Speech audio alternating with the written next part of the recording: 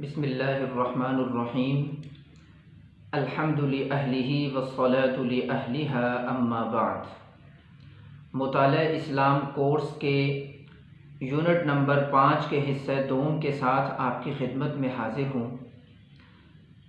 اس حصے میں ہم معروف انبیاء کرام علیہم السلام کے حالات اور تعارف کو آپ کی خدمت میں پیش کرنے کی سعادت حاصل کریں گے، اور جتنے بھی انبیاء کا تذکرہ ہوگا وہ قرآن و حدیث کی روشنی میں ہوگا۔ سب سے پہلے حضرت آدم علیہ السلام۔ تمام الہامی مذاہب اس بات پر یقین رکھتے ہیں کہ نوع انسانی کے سب سے پہلے انسان اور کائنات بشری کے سب سے پہلے بشر حضرت آدم علیہ السلام ہیں۔ حضرت آدم علیہ السلام کی تخلیق مٹی کے خمیر سے ایک نوع انسانی کے نمائندے کی حیثیت سے ہوئی۔ اس کی اطلاع جب فرشتوں کو دی گئی تو انہوں نے اللہ تبارک و تعالیٰ کی بارگاہ میں عرض کیا کہ اے اللہ، اگر انسان کی تخلیق کا مقصد تیری تسبیح اور تحمید ہے تو وہ تو ہم کر رہے ہیں، لیکن ہمیں اس خاکی کی تخلیق سے فتنہ و فساد کی بو آتی ہے۔ اس پر اللہ نے فرمایا انی اعلم ما لا تعلمون، جو میں جانتا ہوں وہ تم نہیں جانتے، جس حقیقت پر میری نظر ہے وہ حقیقت تمہاری نظروں سے اوجھل ہے۔ لہذا اللہ تعالیٰ نے حضرت آدم علیہ السلام کو اشیاء کے علم سے نوازا۔ پھر اللہ نے فرشتوں سے ان اشیاء کے نام پوچھے تو انہوں نے اپنے عجز کا اعتراف کیا، اور حضرت آدم علیہ السلام نے ان اشیاء کے نام بتلائے۔ ان کے اعزاز میں اللہ نے فرشتوں کو ان کے سامنے جھکنے کا حکم دیا۔ تمام کے تمام فرشتوں نے سر تسلیم خم کیا سوائے ابلیس کے، اس نے انکار کیا، تکبر کیا، جس کے نتیجے میں وہ ہمیشہ ہمیشہ کے لیے مردود ٹھہرا۔ حضرت آدم علیہ السلام ایک عرصے تک اکیلے زندگی گزارتے رہے۔ آپ کی تنہائی کو دور کرنے کے لیے اللہ تعالیٰ نے حضرت حوا علیہ السلام کو پیدا کیا اور دونوں کو جنت میں سکونت اختیار کرنے کو فرمایا، اور فرمایا کہ جنت میں گھومو پھرو کھاؤ پیو سوائے ایک درخت کے کہ اس کے قریب نہیں جانا۔ شیطان نے ان کے دل میں وسوسہ ڈالا، جس کے نتیجے میں وہ اپنے عزم میں ان کے لغزش آ گئی اور وہ اس درخت کے قریب چلے گئے۔ نتیجتاً جنت کی سکونت کو ترک کر کے زمین میں ایک معینہ مدت کے لیے ٹھہرنے کا حکم دے دیا گیا، اور جب تک حضرت آدم علیہ السلام کی اولاد زمین پر رہے گی تب تک انسان کا دشمن ابلیس بھی زندہ رہے گا اور لوگوں کو گمراہ کرتا رہے گا، سوائے اللہ کے نیک اور مخلص بندوں کے کہ ان پر اس کا کوئی زور نہیں چلے گا۔ قرآن کریم ہمیں بتلاتا ہے کہ حضرت آدم و حوا علیہ السلام کو جب زمین پر اتارا گیا تو انہوں نے اللہ کی بارگاہ میں دعا کی اور توبہ کے کلمات ادا کیے۔ قال ربنا ظلمنا انفسنا، انہوں نے کہا اے ہمارے رب، ہم نے اپنی جانوں پر ظلم کیا۔ وَإِن لَّمْ تَغْفِرْ لَنَا وَتَرْحَمْنَا، اگر تو نے ہمیں معاف نہ کیا، ہم پر رحم نہ کیا تو لَنَكُونَنَّ مِنَ الْخَاسِرِينَ، ہم خسارہ پانے والوں میں سے ہو جائیں گے۔ اللہ تعالیٰ نے ان کی توبہ کو قبول کیا، پھر یہ زمین پر رہتے رہے۔ اسی طرح زمین پر حضرت آدم علیہ السلام کی اولاد پیدا ہوئی، پھلی پھولی، اور اسی میں سے دو کا تذکرہ قرآن میں ہمیں ملتا ہے، حابیل اور قابیل کا، کہ جنہوں نے اپنی نظر اللہ کی بارگاہ میں پیش کی۔ حابیل کی نظر قبول ہوئی اور قابیل کی نظر قبول نہ ہو سکی، جس کے نتیجے میں اس نے حابیل کو قتل کر دیا، اور قتل کرنے کے بعد اپنے جرم کو کیسے چھپایا جائے اس کی اہلیت موجود نہیں تھی۔ اللہ نے ایک کوے کو بھیجا کہ جس نے زمین کو کورید کر گڑھا کھودا اور وہاں پر کوے کو، دوسرے مردہ کوے کو دفنایا، جس سے قابیل کو بڑی ندامت ہوئی کہ میں تو اپنا جرم چھپانے کی اہلیت بھی نہیں رکھتا۔ یہ وہ قصہ ہے جو قرآن کریم میں حضرت آدم علیہ السلام کے متعلق بیان کیا گیا ہے۔ یہ محض ایک قصہ اور داستان نہیں، اس میں بڑی حکمت کی باتیں، نصیحت آمیز باتیں موجود ہیں۔ سب سے پہلی چیز کہ کائنات کے اسرار اللہ تبارک و تعالیٰ کے پاس ہیں، کوئی بھی مخلوق کلی علم نہیں رکھتی، حتیٰ کہ اللہ تعالیٰ کے مقرب فرشتے جو اللہ کی بارگاہ میں رہتے تھے، اللہ کی تسبیح و تحمید کرتے تھے، وہ بھی انسان کی تخلیق کا مقصد نہیں سمجھ سکے۔ دوسرا انسان کسی معمولی مخلوق سے ترقی کرتے کرتے کرتے یہاں نہیں پہنچا، بلکہ انسان ابتدا ہی سے معزز اور مکرم ہے۔ تیسری چیز، انسانی اوہام و خرافات اور لالچ کی وجہ سے مذہب وجود میں نہیں آتے، بلکہ یہ اللہ تبارک و تعالیٰ کی طرف سے ودیعت کردہ تعلیمات ہیں جو اللہ نے نازل کی ہیں، جن کے نتیجے میں مذہب ہمارے سامنے آتا ہے۔ اس کے علاوہ انسان اشرف المخلوقات ہے، اور اس کو یہ شرف اس کے علم کی وجہ سے عطا کیا گیا ہے۔ اسی طرح اس واقعے سے یہ سبق بھی ملتا ہے کہ انسان کتنا ہی خطا کار کیوں نہ ہو، اگر وہ دل سے ندامت اور توبہ کر لے تو اللہ کی بارگاہ میں اس کی توبہ کو قبول کیا جائے گا۔ جرائم کتنے ہی زیادہ کیوں نہ ہوں اور کتنا ہی بڑا جرم کیوں نہ ہو، اللہ اس کو معاف فرما دے گا۔ ان اللہ یغفر الذنوب جميعا، اللہ سارے کے سارے گناہوں کو معاف کرنے والا ہے۔ لیکن ساتھ ساتھ اس سبق نے، اس قصے نے ہمیں یہ بھی سمجھا دیا کہ بڑے سے بڑی گستاخی اور تکبر انسان کی نیکیوں کو کھا جاتی ہے۔ جس طریقے سے شیطان نے، ابلیس نے تکبر کیا تو اس کی ہزاروں سال کی عبادت پل بھر میں ضائع ہو گئی۔ ہمیں سمجھا دیا گیا گناہ ہو بھی جائے توبہ استغفار کریں، گستاخی اور تکبر سے اجتناب کیا جائے۔ اس کے بعد دوسرا واقعہ حضرت نوح علیہ السلام کا ہے۔ حضرت آدم علیہ السلام کے دنیا سے پردہ فرمانے کے بعد دنیا پر بسنے والے لوگوں نے خدا پرستی کو چھوڑ کر بت پرستی کو اختیار کر لیا، لہذا ان کی روحانی نشو و نما اور ہدایت کے لیے اللہ نے حضرت نوح علیہ السلام کو بھیجا کہ جنہوں نے اپنی قوم میں دین کی دعوت دینا شروع کی، خدا پرستی کی طرف لوگوں کو بلانا شروع کیا، اور لوگوں نے ان کی بات ماننے سے انکار کیا، اور یہ کہا کرتے تھے کہ وہ انسان کہ جو دولت و ثروت کے اعتبار سے ہم سے کم تر ہے، وہ درجے میں کسی ایک انسان سے بھی اعلیٰ نہیں، وہ ہمارا نبی اور رسول کیسے ہو سکتا ہے۔ اور دوسرا یہ کہ حضرت نوح علیہ السلام کی پیروی کرنے والے غریب قسم کے لوگ تھے جو آپ کی باتیں سنتے تھے، تو یہ لوگ کہا کرتے تھے کہ پہلے ان کو اپنے سے دور کریں پھر ہم آپ کی بات سنیں گے۔ حضرت نوح علیہ السلام نے ان کی اس بات کا انکار کیا کہ یہ اللہ کے مخلص بندے ہیں، ایسا نہیں ہو سکتا کہ ان کو میں دور کر دوں۔ بہرحال قوم نے حضرت نوح علیہ السلام کی بات ماننے سے انکار کیا، 950 سال دعوت دیتے رہے، اور جب اللہ نے بتا دیا کہ اب مزید کوئی ایمان نہیں لائے گا تو حضرت نوح علیہ السلام نے اپنی قوم کے حق میں اللہ سے بد دعا کی اور فرمایا، قرآن جس کو ذکر کرتا ہے وَقَالَ نُوحٌ رَبِّ لَا تَذَرْ عَلَى الْأَرْضِ مِنَ الْكَافِرِينَ دَيَّارًا۔ حضرت نوح علیہ السلام نے اپنے رب سے کہا، اے اللہ اس زمین پر ایک بھی کافر نہ چھوڑنا۔ اللہ تعالیٰ نے حضرت نوح علیہ السلام کو کشتی تیار کرنے کا حکم دیا، اور پھر جب عذاب کا وقت آ پہنچا تو حکم ہوا کہ اس کشتی میں اپنے خاندان کو، اہل ایمان کو اور ہر جاندار کے ایک ایک جوڑے کو اپنے ساتھ سوار کر لیں۔ ایسا ہی کیا گیا۔ زمین کی تہہ سے پانی نکلنا شروع ہوا، آسمان سے پانی گرنا شروع ہو گیا، چشمے ابلنا شروع ہو گئے، یہاں تک کہ پوری کی پوری روئے زمین پر سفینہ نوح کے علاوہ کوئی بھی چیز محفوظ نہ رہ سکی۔ سارے کے سارے کافر غرق آب ہوئے۔ اس واقعے سے بھی ایک چند حکمت کی باتیں معلوم ہوتی ہیں۔ پہلی چیز کہ جب یہ طوفان آیا تو حضرت نوح علیہ السلام کا بیٹا کشتی میں سوار نہیں تھا۔ حضرت نوح علیہ السلام نے اللہ سے درخواست کی کہ اس کو بھی سوار ہونے کی اجازت دے دی جائے، تو اللہ نے بات سمجھا دی، یا نوح انہ لیس من اہلک، اے نوح یہ آپ کے اہل میں سے نہیں ہے، آپ کے گھر والوں میں سے نہیں ہے۔ ہمیں ایک چیز سمجھا دی کہ انسان کے خون کے رشتے اس وقت تک محترم ہیں جب تک کہ ساتھ ایمان کا رشتہ بھی ہو، اگر ایمان کا رشتہ نہیں تو پھر یہ خون کے رشتے بھی کوئی قدر و اہمیت نہیں رکھتے۔ حضرت نوح علیہ السلام کی کشتی توریت کے مطابق ارارات کے مقام پر ٹھہری، جو آرمینیا کے پہاڑی سلسلے میں واقع ہے۔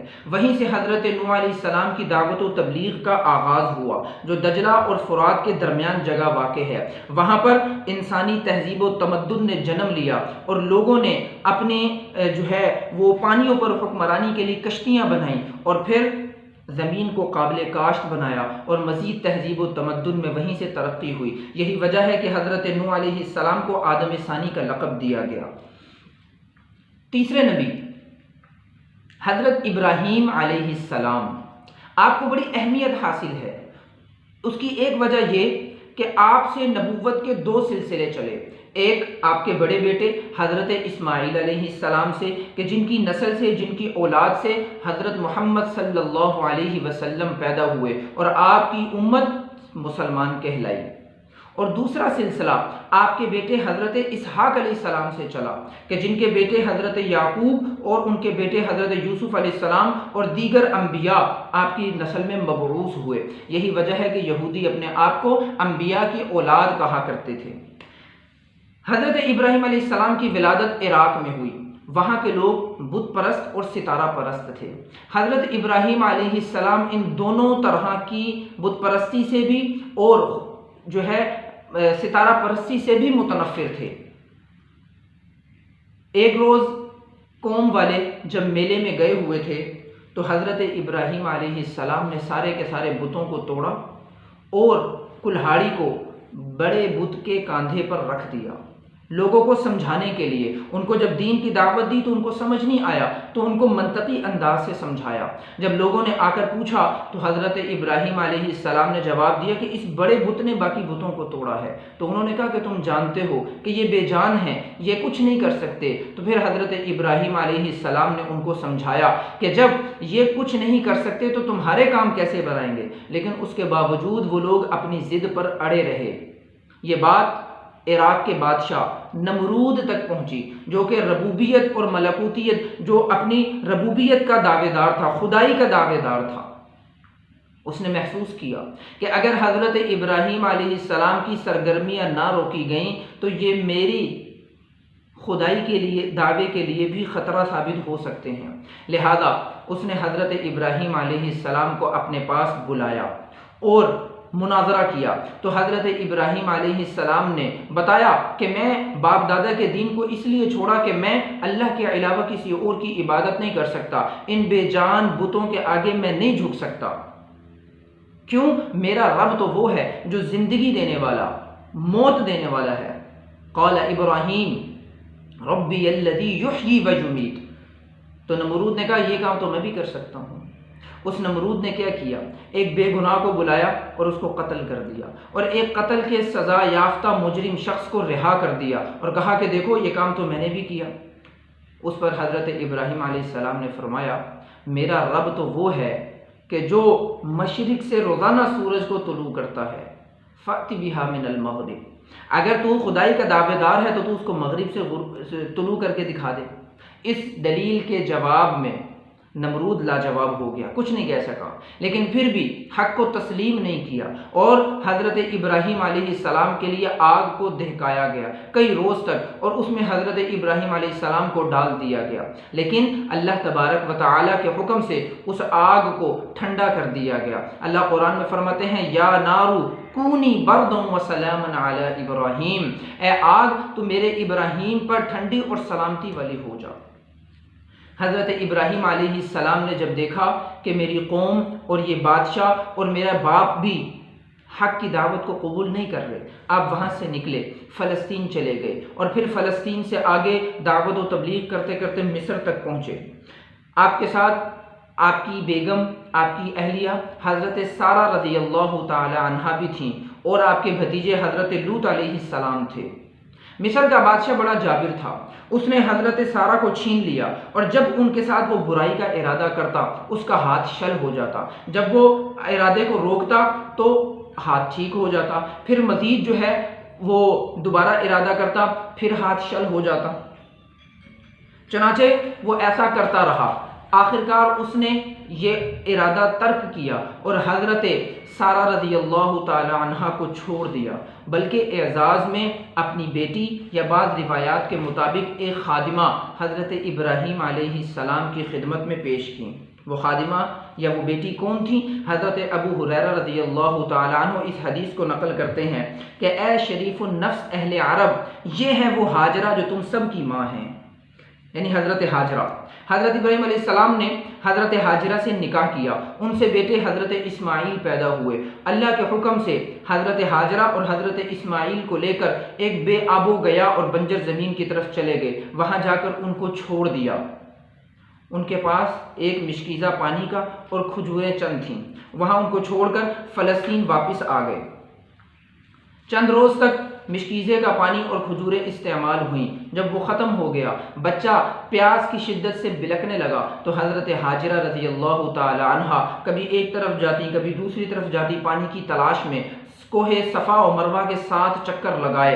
7 چکروں کے بعد دیکھا کہ بچہ جس جگہ پر لیٹا تھا، جہاں ایڑیاں رگڑ رہا تھا، وہاں سے پانی نکلنا شروع ہو گیا۔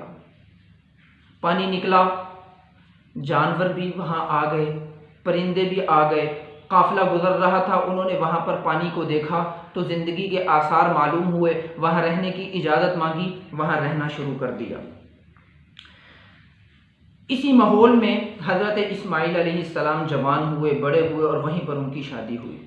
حضرت ابراہیم علیہ السلام آتے تھے، دعوت و تبلیغ کا کام فلسطین میں کرتے رہے، اور پھر کبھی کبھار مکہ مکرمہ آیا کرتے تھے۔ حضرت ابراہیم علیہ السلام کو حکم ہوا کہ اپنے بیٹے کے ساتھ مل کر کعبۃ اللہ کی تعمیر کرو، تو آپ نے حضرت اسماعیل علیہ السلام کے ساتھ مل کر اللہ کے گھر کی تعمیر کی، اور پھر اللہ سے دعا کی کہ اے میرے رب، یہ شہر امن والا بنا دے، اے میرے اللہ، ہماری نسل میں سے ایک ایسی امت پیدا کر جو تیرے احکام کی فرما بردار ہو، اور ان میں ایک ایسے رسول کو مبعوث فرما جو تیری آیات پڑھ کر لوگوں کو سنائے، انہیں کتاب و حکمت کی تعلیم دے اور ان کے دلوں کو پاک صاف کرے۔ اللہ تبارک و تعالی نے حضرت ابراہیم علیہ السلام کی یہ تمام کی تمام دعائیں قبول فرمائیں۔ اس کے علاوہ ایک اور واقعہ جو قرآن کی روشنی میں ہمیں معلوم ہوتا ہے کہ حضرت اسماعیل علیہ السلام جب چھوٹے تھے، حضرت ابراہیم علیہ السلام نے 3 راتیں مسلسل یہ خواب دیکھا کہ وہ اپنے بیٹے کو ذبح کر رہے ہیں۔ خواب کی تعمیل کے لیے، اس کو اللہ کے حکم کی تکمیل کے لیے، اس کے حکم پر عمل کرنے کے لیے حضرت اسماعیل علیہ السلام کو لے کر گئے، ان کے گلے پر چھری چلائی، لیکن چھری نہیں چلی۔ اللہ نے اعلان کر دیا، قد صدقت الرؤیا، اے ابراہیم، تو نے اپنے خواب کو سچا کر دکھایا، لہذا بیٹے کو چھوڑ اور اس کی جگہ جو مینڈا ہے اس کو ذبح کرو۔ آج بھی یہ سنت ابراہیمی ہے کہ جس کو تمام کے تمام مسلمان عید قربان پر ادا کرتے ہیں۔ اس کے بعد حضرت موسیٰ علیہ السلام،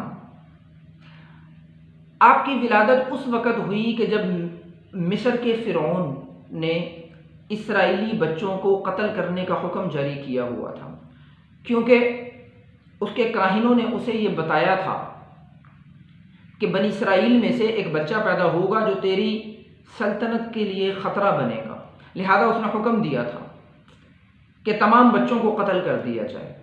حضرت موسیٰ علیہ السلام کی پیدائش ہوئی تو آپ کی پیدائش کو آپ کی والدہ نے کچھ عرصے تک چھپا کر رکھا، اس کے بعد ایک صندوق کے اندر آپ کو بند کر کے دریائے نیل کے حوالے کر دیا۔ وہ صندوق فرعون کے محل کے ساتھ جا کر لگا، اس کو کھولا گیا تو دیکھا کہ اس میں ایک خوبصورت بچہ انگوٹھا چوس رہا ہے۔ فرعون کی بیوی نے اس بچے کو لے لیا اور فرعون کو بھی آمادہ کر دیا کہ اس بچے کو قتل نہ کیا جائے بلکہ ہم اس کو اپنا بیٹا بنا لیں گے، اور اس طریقے سے حضرت موسیٰ علیہ السلام کی پرورش جو ہے وہ فرعون کے گھر میں ہوئی۔ حضرت موسیٰ علیہ السلام جوان ہوئے،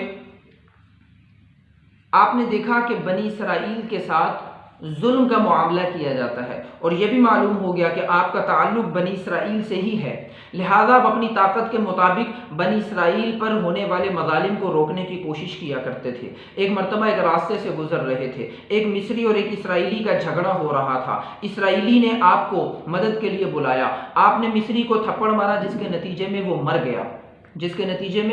مر گیا، تو حضرت موسیٰ علیہ السلام نے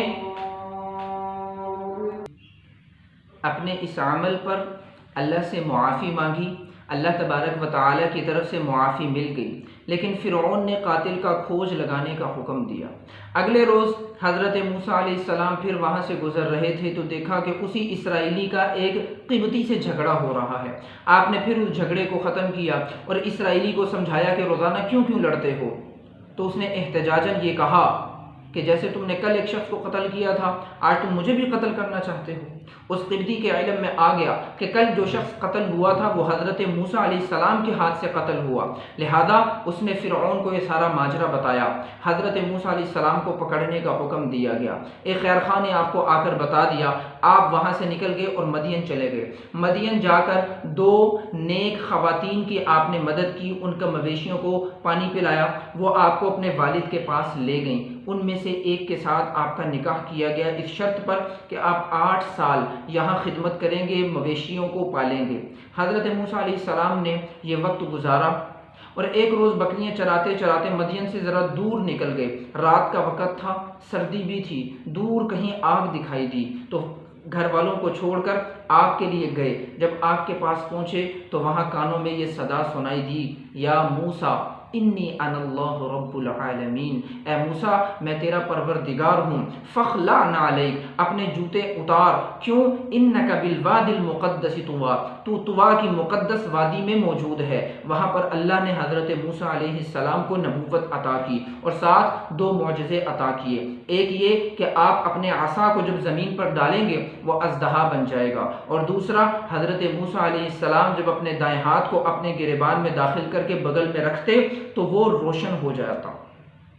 اللہ تعالیٰ نے حضرت موسیٰ علیہ السلام کو حکم دیا کہ فرعون کے پاس جائیں اور اس کو دین حق کی دعوت دیں۔ حضرت موسیٰ علیہ السلام اپنی اہلیہ کو لے کر مصر واپس آئے، اپنی والدہ کے گھر میں قیام کیا۔ پھر حضرت موسیٰ علیہ السلام کے بھائی حضرت ہارون کو بھی نبوت ملی، اور پھر یہ دونوں فرعون کے بارگاہ میں گئے اور وہاں جا کر دین حق کی دعوت دی تو اس نے انکار کیا اور آپ سے معجزات کا مطالبہ کیا گیا، تو آپ نے اپنے یہ دونوں معجزے عصائے کلیمی اور ید بیضاء دونوں ان کے سامنے پیش کیے، جس کو فرعون نے جادو کہا، اور پھر اپنے علاقے کے سارے جادوگروں کو اکٹھا کیا۔ ایک میلہ سجا، جشن کا دن آ پہنچا، فرعون تخت پر جلوہ گر ہوا اور پھر مقابلہ شروع ہوا۔ تمام کے تمام جادوگروں نے اپنی رسیاں زمین پر ڈال دیں جو بظاہر لوگوں کو سانپ نظر آتے تھے۔ حضرت موسیٰ علیہ السلام نے اپنے عصا کو ڈالا اور وہ ساری کی ساری رسیوں کو نگل گیا۔ اس عمل کو دیکھ کر جادوگروں کو معلوم ہو گیا کہ یہ جادو سے بڑھ کر کوئی چیز ہے، لہذا سب نے اعلان کیا کہ ہم رب العالمین پر ایمان لاتے ہیں، اس رب پر جو رب موسیٰ و ہارون، جو موسیٰ اور ہارون کا رب ہے۔ وہاں فرعون لاجواب ہو گیا۔ بہرحال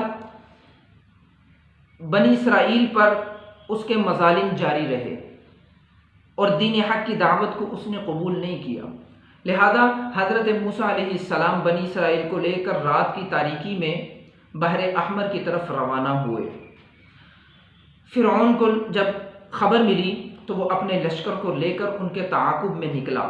اللہ تعالیٰ نے حضرت موسیٰ علیہ السلام کے لیے سمندر میں راستے نکال دیے، سمندر انہوں نے پار کر لیا، اور فرعون جب اپنے لشکر کے ساتھ اس سمندر کے درمیان میں پہنچا تو اللہ نے اس کو غرق کر دیا۔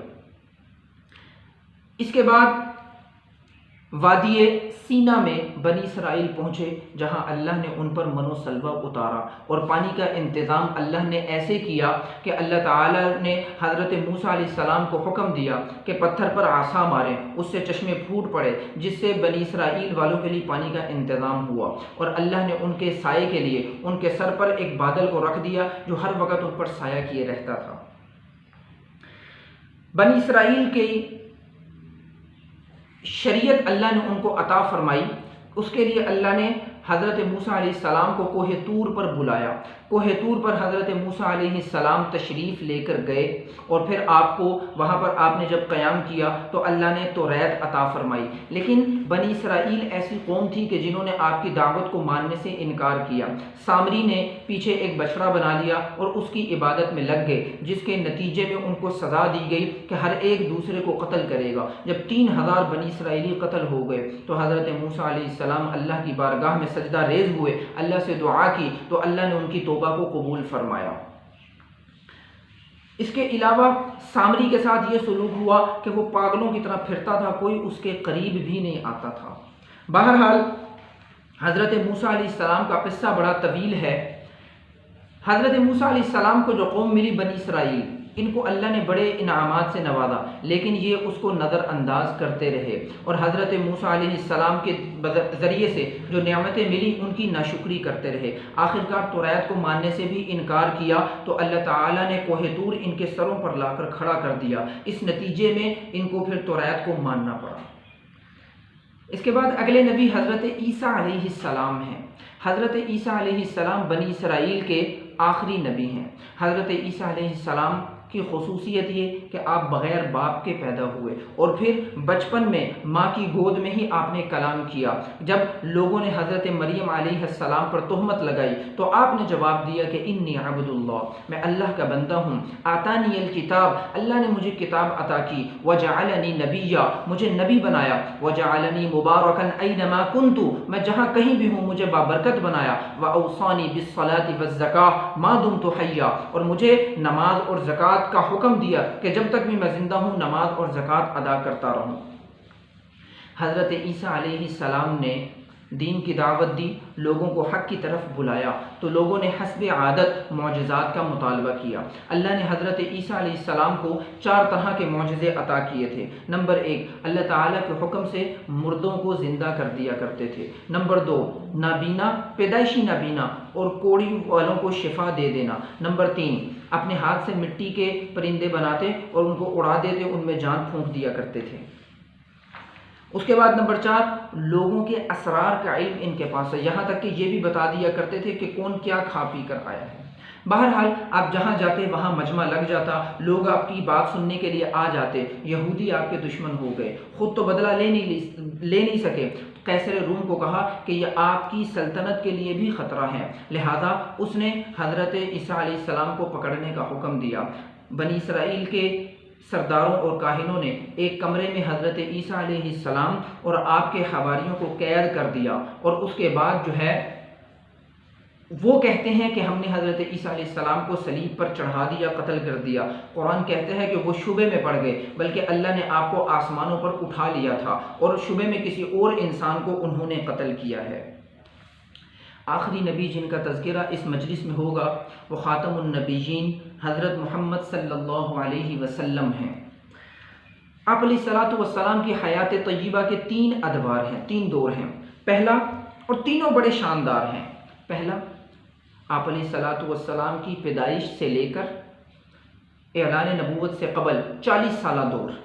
دوسرا دور، نبوت کے اعلان کے بعد ہجرت مدینہ سے پہلے کا جو دور ہے، 13 سالہ مکی دور، اور پھر مدینہ ہجرت کے بعد وصال تک کا دور، 10 سالہ مدنی دور۔ پہلا دور آپ علیہ الصلاۃ والسلام کی پیدائش سے نبوت سے قبل کا۔ آپ علیہ الصلاۃ والسلام کے والد کا نام عبداللہ، دادا کا نام عبد المطلب، والدہ کا نام آمنہ تھا۔ والد کا انتقال آپ کی ولادت سے قبل ہو چکا۔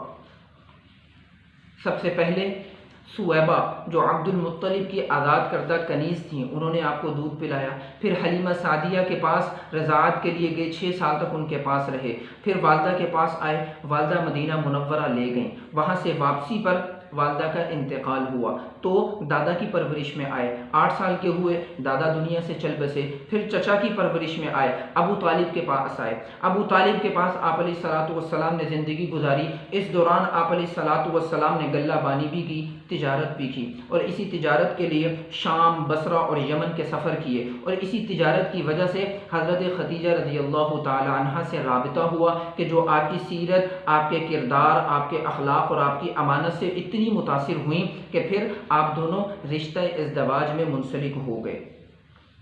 اس زمانے میں آپ علیہ الصلاۃ والسلام کے حسن کردار اور اخلاق کا اتنا چرچا ہوا کہ سب آپ کی بڑی عزت اور احترام کیا کرتے تھے۔ یہ پہلا دور تھا آپ علیہ الصلاۃ والسلام کا، پیدائش سے لے کر نبوت کے اعلان سے پہلے کا۔ دوسرا دور حضور علیہ الصلاۃ والسلام کا یہ مشکل ترین دور تھا، جس میں آپ نے نبوت کا اعلان کیا۔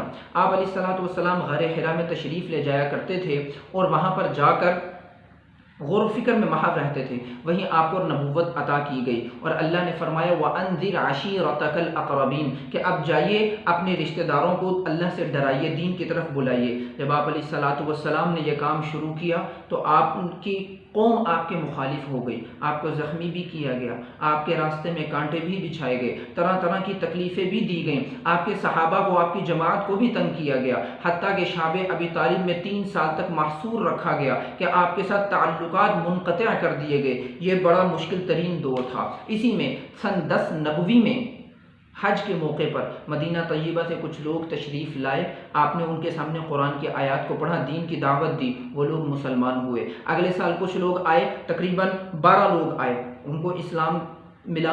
اس کے بعد اگلے سال 72 لوگ آئے، وہ لوگ مسلمان ہوئے، اور یہ مدینہ منورہ کی ہجرت کی ایک صورت بنی کہ آپ علیہ الصلاۃ والسلام نے آہستہ آہستہ تمام مسلمانوں کو ہجرت کرنے کا حکم فرمایا۔ اور پھر خود نبوت کا 13واں سال تھا جب آپ حضرت ابوبکر صدیق رضی اللہ تعالی عنہ کے ساتھ مدینہ منورہ ہجرت کر کے تشریف لے گئے۔